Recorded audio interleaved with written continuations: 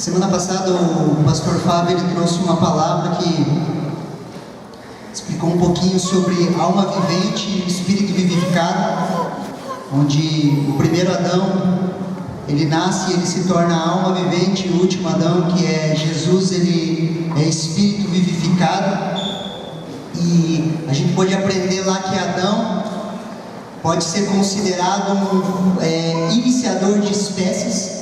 O primeiro Adão iniciou uma espécie, o último Adão, que não é o segundo, mas o último, que é Jesus, ele transforma e traz uma nova espécie, e em Jesus ele nos estabelece como reis e sacerdotes, amém? Como está escrito lá em Apocalipse 1. E eu queria falar um pouquinho para vocês, eu vou tentar explicar um pouquinho para vocês. Eu coloquei o nome dessa mensagem de Entendendo o Homem Espiritual. E eu queria que você prestasse atenção, como o Fábio falou semana passada, ele tentou trazer uma aula. Eu sou professor por formação, e eu também quero tentar trazer uma aula para vocês hoje, por isso que eu vou usar os meninos aqui. Então abra comigo lá em Gênesis 2:7, vamos ver a formação do homem.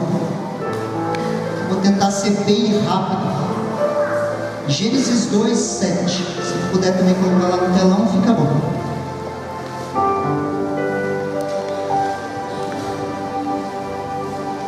A palavra de Deus nos ensina assim: e formou o Senhor Deus o homem do pó da terra, e soprou as narinas e o fôlego de vida, e o homem passou a ser alma vivente. Deus pega o homem, e cá, você vai ser o nosso corpo. Deus pega o homem, cria o boneco de barro, sopra nas narinas, o homem se torna, você vai ser a alma, tá? Alma vivente. Fica Maurício. E o Maurício usou o Espírito de Deus, o Espírito do homem. Lá em 1 Tessalonicenses 1:23 a gente vai entender essa sequência. Ele fala assim: e o mesmo Deus da paz vos santifique em tudo, todo o vosso espírito, alma e corpo sejam plenamente conservados, irrepreensíveis para a vida do nosso Senhor Jesus Cristo. Então nós somos formados de 3 partes: corpo, alma e espírito. O corpo, ele tem os nossos 5 sentidos. É como nós andamos aqui na terra. Nós temos o olfato, a audição, é o nosso transporte, é o nosso meio de transporte para nos locomovermos no reino físico. A nossa alma, ela possui as nossas emoções, as nossas vontades e a nossa mente. Ela está aqui na alma. E o nosso espírito, que é lá o Maurício, ele é formado pela nossa comunhão, pela nossa consciência e pela nossa intuição. É aqui no espírito que nós temos comunhão com Deus.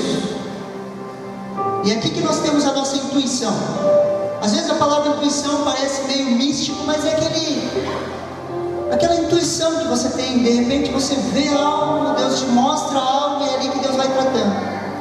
Quando se une aqui, ó, não pode ficar aqui, só joga o braço para trás, segura a mão dele aqui.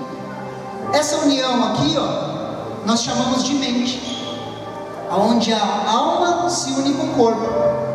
A mente é formada pelo cérebro e por uma parte da nossa alma, onde a gente não consegue separar, os médicos não conseguem separar, a gente não consegue entender. Eu estava até conversando com alguns irmãos, que quando o homem morre, a gente não sabe quando ele perde a consciência. Salomão fala sobre a linha de prata que é rompida, e a gente não sabe bem certo como isso acontece. Mas essa união aqui, ó, nós chamamos de mente. Essa união atrás aqui, ó, do espírito com a alma, nós podemos chamar de coração. Quando a Bíblia trata de coração, é essa parte aqui, ó, onde é a união do espírito com a alma. Nós fomos criados assim. Fomos criados e estabelecidos assim. Até que o homem pecou. Mas por isso que a gente entende aquele texto de Hebreus. Abra lá comigo, eu coloco no telão aqui, Hebreus 4:12. Olha o que a palavra de Deus nos diz. Veja esse esquema, fica aqui, ó. Hebreus 4:12. Olha lá. Porque a palavra de Deus, ela é viva e eficaz. ela é mais cortante que qualquer espada de 2 gumes, penetra a ponto de dividir o quê? A alma do espírito. Ela divide aqui, ó, juntas e medulas, e é apta para discernir os pensamentos e o propósito do coração. É a palavra de Deus que ela divide aqui, ó, aonde é a nossa vontade e aonde é a vontade do Espírito. Aí nós já começamos a entender um pouco o homem espiritual, a necessidade que nós temos da palavra. A palavra, ela vem e separa aqui, ó. Isso aqui é homem, isso aqui é espírito. Isso aqui vem da parte de Deus, isso aqui vem da parte do ser humano. Conseguiram entender? Mas na queda, quando o homem decide, e ele decide por si só pecar, o que acontece? O nosso espírito, ele adormece. Quando o homem peca, o espírito adormece e é rompida a comunhão com Deus. É isso que causa o pecado. O pecado traz a morte espiritual. E esse homem, ele se torna o homem que nós podemos chamar de homem natural. O homem natural. Ele perdeu a comunhão com Deus. E nada nesse mundo que você faça pode fazer aquele espírito ressuscitar de novo. Nada que você faça, coisa boa ou ruim. As pessoas, desde que nasceram, a minha filha, a Analice, ela é isso aqui. Ela não tem isso aqui, porque ela não aceitou a Jesus ainda. Por isso que o Evangelho é poder de Deus para salvação. O Evangelho é poder de Deus para salvação. E isso aqui é o homem natural. A lei vem como ordenância para a alma, e a lei vem para tentar mostrar, e a alma tenta de alguma forma obedecer a lei, mas era impossível. Era impossível esse homem assim obedecer a lei. As coisas do Velho Testamento, elas são sombras para as coisas do Novo. Então Deus mostrou no Velho Testamento que era impossível para o homem alcançar a salvação. Era impossível nós cumprirmos os mandamentos de Deus. Por quê? Porque nós não tínhamos mais o contato com Deus. Nessa queda aqui, olha que interessante lá em Gênesis 3, 17 ao 19, a Bíblia fala assim: e a Adão, isso é Deus falando, disse: porque destes ouvidos a tua mulher e comeste da árvore que te dei, a árvore que te ordenei, dizendo: não comerás dela, maldita é a terra por causa de ti, com dor comerás dela todos os dias da sua vida, espinhos e cardos também te produzirá, e comerás a erva do campo, no suor do teu rosto comerá o teu pão, até que te tornes a terra, porque dela fostes formado, porque és pó e ao pó tornarás. Quer ver como que era? Fica em pé aqui, Maurício. Antes o homem tinha toda a provisão de Deus, ele era completo, ele tinha a provisão de Deus. O homem tinha trabalho no Éden, tinha. Deus falou: cuide e dê nome aos animais, proteja. Ele tinha trabalho. O trabalho não nasce aqui, o trabalho já existia, mas a provisão, ela vinha de Deus. Deus provia o homem. E a alma do homem, que é as emoções, a vontade, ela era protegida por Deus. De repente esse homem perde essa proteção. O que os evolucionistas falam? As pessoas que estudam evolução e a psicologia falam que nós temos um cérebro reptiliano, que vem da evolução, que é o cérebro mais, a parte mais interior do cérebro humano, que ela é totalmente instintiva, e ela pensa só em proteção e reprodução. Quando o homem perde esse contato, a alma dele é marcada pelo medo. O medo do quê? De passar fome. Porque Deus fala: agora você depende dos teus próprios esforços para você se alimentar. E aqui está a explicação. Não é um cérebro reptiliano que veio lá do réptil que nós evoluímos. É porque houve uma marca na alma do homem. E ele desesperado trabalha, como todos nós vemos. O homem natural, ele é desesperado desesperado para o seu trabalho, porque ele trabalha muito, por quê? Porque ele tem medo de passar necessidade. Por quê? Porque a proteção de Deus se perdeu na queda. E é esse o homem natural. E ele corre atrás das coisas dele por uma questão de sobrevivência. Porque antes do Éden, a sobrevivência estava em Deus. A responsabilidade da alimentação e do cuidado dessa alma aqui, ó, era de quem? De Deus.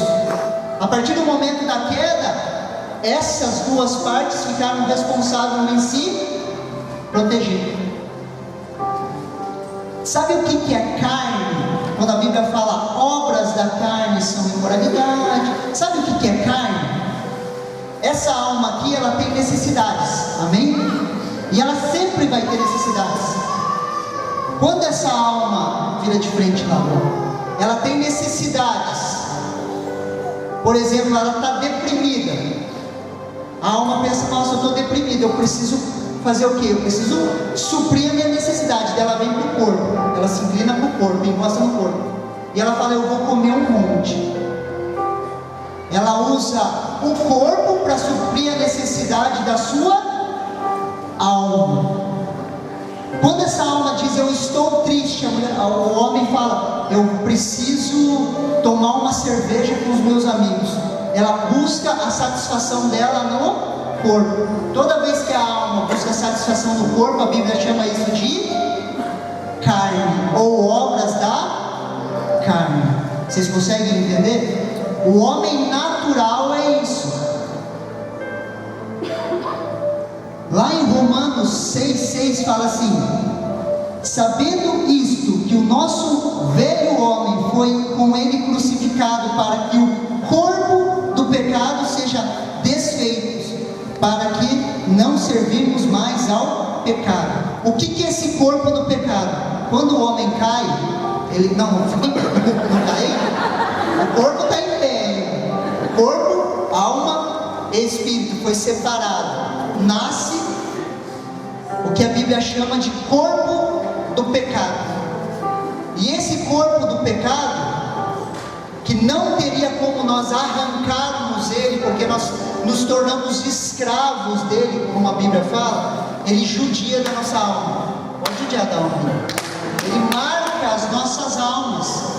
Sabe quando a Bíblia fala que nós temos fortalezas? Porque a palavra de Deus, ela vem, porque embora nós andando na carne, nós não vivemos segundo a carne. Sabe aquele texto que fala das fortalezas?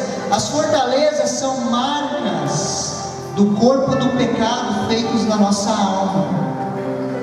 E esse corpo do pecado, ele machuca a nossa alma de tal forma que fazem fortalezas, lugares que ela não permite ser acessados.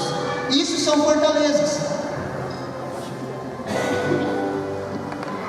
E agora eu te pergunto, qual que foi a provisão de Deus? Esse é o quadro do homem natural, do homem normal. Todos nós nascemos assim: corpo, alma e corpo do pecado. Nós somos escravos, nós estamos presos. É impossível nós sairmos dessa situação. Por mais que você pague suas contas em dia, por mais que você seja politicamente correto, você pague os seus impostos, você crie bem sua família, é impossível você se livrar desse corpo do pecado, porque isso tem nos aprisionado, isso que aprisiona as nossas vidas. Qual que foi a provisão de Deus? Paulo começa a falar lá em Romanos 7, sabe aquele texto que todo mundo usa, fala: o bem que eu quero fazer, esse eu não faço, mas o mal que eu quero. Só que Paulo está falando do homem natural, não do homem espiritual. Esse homem, ele até tem prazer na lei de Deus, mas ele não consegue viver, porque ele vê nos seus membros, no seu corpo, a lei do pecado governando sobre o corpo. Por mais que ele queira fazer a vontade de Deus, ele vai ver a lei do pecado sendo formada no seu corpo. Então isso não é desculpa para crente pecar, amém? Você não pode usar esse texto e falar: não, mas Paulo falava isso. Aí eu até tento, né? Não, isso aí é para quem não conhece Jesus. O cara que não conhece Jesus, ele é assim. Paulo vai falando desse texto, ele chega à conclusão, ele fala assim: miserável homem que eu sou. Ele se olha nessa situação aqui, ele fala: miserável homem que eu sou, quem me livrará do corpo dessa morte? Quem vai me livrar? Quem vai me trazer salvação? E ele fala: dou graças a Deus por Jesus Cristo, nosso Senhor, assim que eu mesmo com o entendimento sirvo a lei de Deus, mas na carne a lei do pecado. Ele fala: graças a Deus por nosso Senhor Jesus Cristo. Amém? Porque lá em Romanos 1,16 fala assim: porque o Evangelho, porque não me envergonho do Evangelho de Cristo, pois é poder de Deus para trazer salvação àquele que crê, primeiro o judeu e também o grego. Jesus vem para nos livrar desse corpo do pecado, arrancar ele e restabelecer o nosso espírito. E esse espírito vai massageando dentro da nossa alma. Só que no Éden, aí que uma vez eu falei aqui, eu quero explicar, senão vocês vão achar que eu estou falando heresia. No Éden, o Espírito de Deus não habitava no espírito do homem. Em Jesus, o Espírito de Deus vem habitar no espírito do homem. Quem está melhor, nós ou Adão? Adão tinha comunhão com Deus quando? No final do dia. Porque quem que vinha até Adão? Você tem comunhão com Deus que horário? A hora que você quiser. Nós estamos melhor que o Éden. Então não cantem mais: a saudade do jardim. Chega. Nós estamos melhor do que o Éden. Eu não tenho saudade do jardim. Nós estamos melhor do que o Éden. Amém? Isso é o novo nascimento. Lá João 3, do 3 ao 11, a Bíblia fala assim: Jesus respondeu, falando com Nicodemos, aquele papo que todo mundo sabe: na verdade digo, que aquele que não nascer de novo não pode ver o reino. Disse-lhe Nicodemos: como pode um homem sendo velho nascer de novo? Pode porventura tornar a entrar no ventre da sua mãe e nascer? Jesus respondeu: na verdade te digo, aquele que não nascer da água e do Espírito não pode entrar no reino de Deus. O que é nascido da carne é carne, o que é nascido do Espírito é Espírito. Não te maravilhe se ter dito: necessário é nascer de novo. O vento sopra onde quer que vá, ouve sua voz, mas não sabemos onde vem nem para onde vai. Assim não é todo aquele que é nascido de Deus. O que Jesus estava falando? Jesus estava falando? Nicodemos, ele não tinha, ele era um homem carnal. Todos os discípulos andando com Jesus, eles eram homens naturais, eles não tinham o Espírito. Por isso você vê Pedro dando altas bolas fora, porque ele não conseguia entender o que Jesus estava falando. E ninguém conseguia entender, porque Jesus não tinha ido ao Pai e o Espírito não tinha sido enviado. O que Jesus estava falando? É necessário nascer de novo. Quando o Projeto Vida faz aquela oração de entrega, a pessoa entende na sua alma, recebe Jesus, o que acontece? O Espírito dele nasce, renasce, ressurge, e ele consegue ver o reino de Deus. Ele consegue ver. O que é ver? Ele consegue entender as coisas de Deus. Ele consegue começar a discernir algumas coisas. Só que ele não entrou. Ele não entrou no reino. Daí Jesus fala: para se entrar no reino é necessário nascer da água e do Espírito. Você nascer da água é pegar teu corpo e batizar. Eu nasço da água. E o que é nascer do Espírito? É pegar tudo isso aqui, ser envolvido pelo Espírito de Deus, e esse Espírito cobrindo tudo. Nós somos batizados no Espírito de Deus, e nós muitas vezes repousamos porque nós somos envolvidos pelo Espírito de Deus. Nós nascemos da água e do Espírito. O Espírito de Deus vem habitar no nosso espírito e nós somos batizados. Aí nós entramos no reino e começamos a ver os frutos do reino. Quais são os frutos do reino? Justiça, paz e alegria no... Não é alegria na alma. O que nós queremos? Nós queremos amar as pessoas na alma. E nós queremos cumprir a vontade de Deus na alma. E nós sobrecarregamos a nossa alma. E nós vivemos cansados, tristes. Por quê? Porque nós começamos a tentar fazer a obra de Deus na alma, sendo que nós deveríamos amar as pessoas no Espírito, nós deveríamos se alegrar no Espírito, nós deveríamos gerar unidade no Espírito. Se você tentar gerar unidade na alma, você vai gerar uniformidade, não vai gerar unidade, porque unidade é a unidade do Espírito. Se você tentar buscar alegria na sua alma, você vai viver triste. Mas se você buscar alegria no Espírito, você vai viver alegre. Qual que é a nossa grande luta? É o que Gálatas 5,17 fala. Porque a carne cobiça contra o Espírito, o Espírito contra a carne. E esses se opõem uns aos outros, para que façais o que quereis. Presta atenção.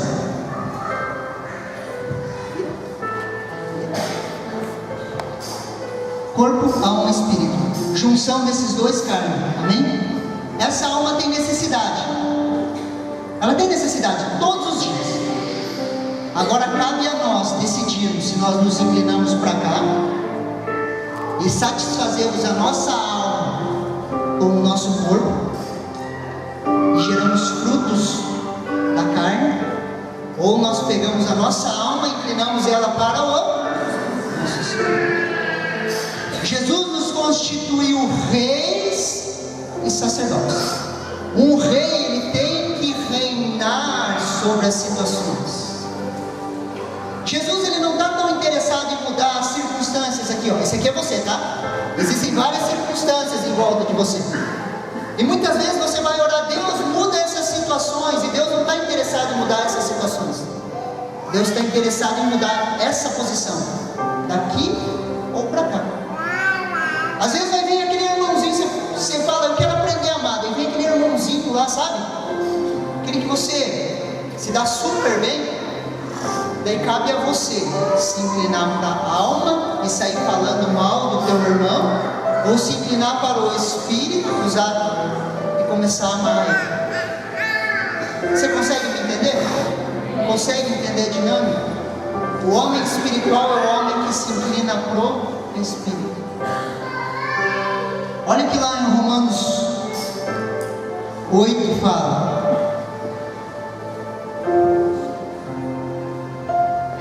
Romanos 8, do 1 ao 9, eu vou ler rapidinho para tentar explicar bem rápido. Portanto, agora nenhuma condenação há para os que estão em Cristo Jesus, que não andam segundo não há condenação a partir do momento que você está em Cristo Jesus, e você não anda segundo a carne. Agora, se você anda segundo a carne, você vai ter que começar a rever seus conceitos. A graça reativou isso aqui. A graça. Isso aqui é impossível você fazer. Por esforço, por obra, é impossível. Isso é graça. Isso aqui, ó, para cá ou para cá, é decisão sua. Isso aqui, você não pode colocar desculpa na graça. Ah, eu estou vivendo na graça, então eu vivo de qualquer jeito. Isso é heresia. Isso aqui é decisão sua, de se inclinar para cá ou para cá. Isso é decisão sua. Não há condenação para os que estão em Cristo Jesus, que não andam segundo a carne, mas andam segundo o Espírito. Bem? Vamos continuar. Porque a lei do Espírito em Cristo Jesus me livrou da lei do pecado e da morte. Condenou o corpo da morte. Ele condenou, ele me livrou disso. Eu já não sou mais escravo disso. Eu sou escravo das minhas decisões. Você não é mais escravo do pecado, você é escravo da onde você se inclina. Aquilo ali, ó, já foi condenado. O escrito de dívida foi pago. Quando Jesus falou, está consumado, ele falou a verdade. Está consumado. Isso aqui é para todos. Está consumado. E você entra pela porta da graça, mas aí cabe as suas decisões. Porquanto que era impossível a lei, visto como estava enferma pela carne, Deus enviou seu Filho em semelhança de carne do pecado, pelo pecado condenou o pecado na carne. Jesus veio, morreu e condenou o pecado na própria carne dele, para que a justiça da lei se cumprisse em nós, que não andamos segundo a carne, mas andamos segundo o Espírito. Porque os que segundo a carne se inclinam para as coisas da carne, porque os que são segundo a carne se inclinam para as coisas da carne, mas os que são segundo o Espírito para as coisas do Espírito. Porque a inclinação para a carne é morte, mas a inclinação para o Espírito é vida e paz. Porque a inclinação da carne é inimizade contra Deus, pois não é sujeita à lei de Deus, nem em verdade pode ser. Portanto, os que estão na carne não podem agradar a Deus. Vós, porém, não estáis na carne, mas no Espírito, se é que o Espírito de Deus habita em vós. Mas se alguém não tem o Espírito de Cristo, esse tal não é dele. Você consegue entender a dinâmica? Cabe a você ou se inclinar para cá e para cá. Se você se inclinar para cá, você vai ter vida, daqui você vai ter morte. Isso é didático, você consegue visualizar isso. E o que a gente faz com isso aqui? Com o nosso corpo. Isso é uma chave que pode libertar as pessoas das drogas. Quando lá em Curitiba eu trabalhava com dependência química, a dependência química, ela gera uma necessidade na alma, e ela vai buscar satisfação no corpo, tendo o prazer da droga. É a alma da pessoa que tem necessidade e busca no corpo. E olha o que Paulo fala em Romanos 12. Romanos 12, 1 e 2. Rogo-vos, pois, irmãos, ele está falando assim, ó, pelo amor de Deus, contextualizando com a nossa linguagem, ele está falando, pelo amor de Deus, rogo-vos, pois, irmãos, pelas compaixões de Deus, que apresentem o vosso corpo como sacrifício vivo, santo e agradável a Deus, que é o vosso culto racional. Ofereça isso aqui, ó, ofereça isso aqui a Deus como sacrifício santo e agradável. Não use isso aqui, ó, para satisfazer a sua alma. Ele está falando, pelo amor de Deus, sacrifique o seu corpo. Entendeu? Se você sacrificar o seu corpo, essa porta aqui, ó, que se chama carne, ela não vai existir na sua vida. Sabe a dinâmica do tabernáculo? No átrio do tabernáculo, na entrada do tabernáculo, existia o que? O altar de sacrifício. É o corpo que deve ser colocado no altar de sacrifício. Depois existia o santo lugar, onde há o pão, a menorá, que o pão vem para alimentar, a menorá vem para tocar o que? O espírito, a alma. É a dinâmica do tabernáculo. E o espírito é onde Deus habita, que é o santo dos santos. Deus lá no Antigo Testamento já estava falando essa dinâmica. E Jesus vai para a cruz, que nem eles falaram, existem duas cruzes. A primeira é de Jesus, que ele morreu, ressuscitou, condenou o corpo do pecado, reestabeleceu o nosso espírito. Essa é a cruz de Cristo. Mas existe uma segunda cruz, qual que é? Para a minha, aonde eu tenho que sacrificar isso aqui, ó. Eu tenho que sacrificar o meu corpo. Eu tenho que pegar a minha alma e sacrificar as minhas vontades, os meus desejos egoístas, e falar, eu vou ouvir e ser guiado pelo Espírito de Deus. Agora você consegue entender por que a gente começa a bater na tecla da pessoa ser batizada no Espírito Santo, orar em novas línguas, buscar os dons espirituais? Porque os dons são os dons não é os dons da alma, não é algo inventado humano, são dons os frutos são frutos do Espírito. Por que a gente bate na tecla? Por que nós devemos orar em língua? Paulo fala, orarei em línguas e orarei com a mente, mas primeiro ele fala que ele vai orar em Espírito. Eu oro em Espírito e edifico a minha fé santíssima. Eu oro em Espírito e vou edificando a minha alma para que ela entenda as coisas de Deus, enquanto o meu corpo eu subjugo. Vocês conseguem entender? Esse aqui, ó, esse processo aqui, ó, é o homem espiritual, aquele que gruda no Espírito, é curado, restaurado, transformado, as fortalezas são quebradas, porque embora andando na carne, nós não militamos segundo a carne, porque as armas da nossa milícia não são carnais, mas sim espirituais, poderosas em Deus, para destruir fortalezas, anulando sofismas e todo conhecimento que se levanta, todo altivez que se levanta contra o conhecimento de Deus, levando cativo todo pensamento à obediência de Cristo Jesus. Vocês conseguem entender esse versículo agora? Você pega esses pensamentos da tua alma e você leva cativo. Você começa a receber as coisas do Espírito. Esse é o processo. Isso aqui, ó, é o homem espiritual. Aonde que a cura acontece? A cura vem pelo Espírito. Toca a tua alma, cura o teu corpo. Só que a tua alma é o canal do Espírito para tocar no corpo. Se você se inclina para a carne, as portas do Espírito elas se fecham. Mas se você se inclina para o Espírito, aqui, ó, aqui no Espírito você é rei e sacerdote. Você é mais do que vencedor. Você tem todas as promessas de Deus. Só que elas precisam, isso aqui, ó, precisa entender. As tuas emoções elas são boas servas, mas nunca como Senhor na sua vida.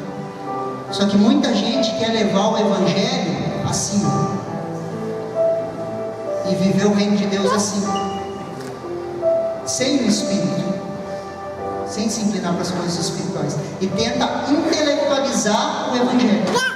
O Evangelho não cabe aqui, porque eu bem sei isso, porque os pensamentos de Deus são muito mais altos que os nossos pensamentos, e os seus caminhos são muito mais altos que os nossos caminhos. Assim como o céu é distante da terra, são os teus pensamentos dos nossos pensamentos.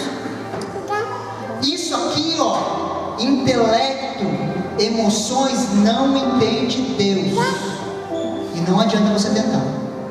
Agora, quando você traz isso aqui para comunhão com Deus, você começa a ter revelações.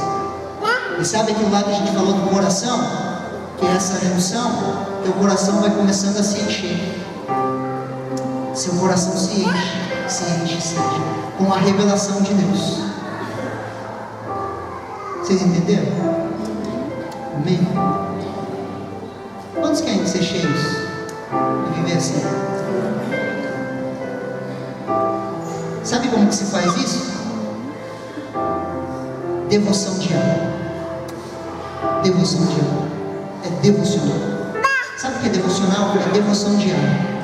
Um bom médico, o Dr. Rafael está aqui, um bom médico, pergunta para o Rafael quantas horas ele teve devoção aos seus estudos para ele chegar a ser o que ele é hoje. Quantas horas a Laís teve devoção aos seus estudos para ela ser uma psicóloga? E cada um na sua área, o Gregory para ser arquiteto, quantas horas de devoção diária ele teve aos seus estudos?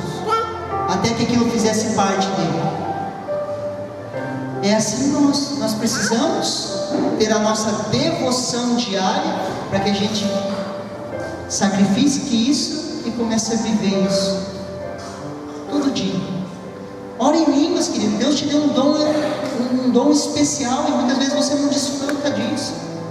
Ah, mas eu não estou entendendo nada. Isso aqui não entende oração em línguas, mas isso aqui é edificado. Quem você alimentar vai ganhar. Se você alimentar a carne, ela vai ganhar. Se alimentar lá, ela vai ganhar. Amém? Vamos nos colocar em pé? Eu vou pedir para a equipe de louvor vir para a gente